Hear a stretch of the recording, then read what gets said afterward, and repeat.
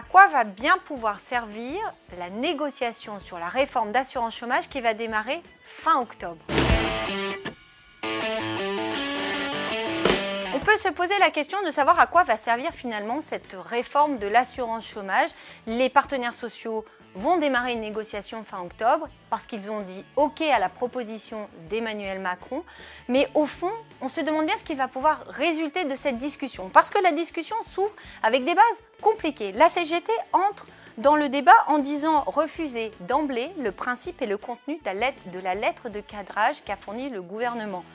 Et Fau dit exactement la même chose. Pascal Pavageau, le successeur de Jean-Claude Mailly, dit qu'il veut bien discuter, mais qu'il ne veut pas suivre à la lettre la feuille de route du gouvernement.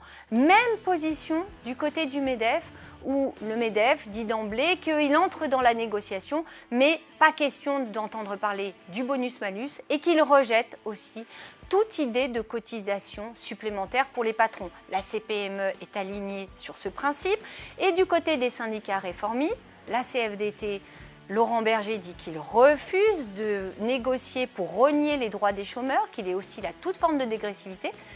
Du côté de la CFE-CGC, le syndicat des cadres ne veut pas entendre parler de la moindre réforme de dégressivité qui concernerait les hauts salaires, c'est-à-dire les cadres.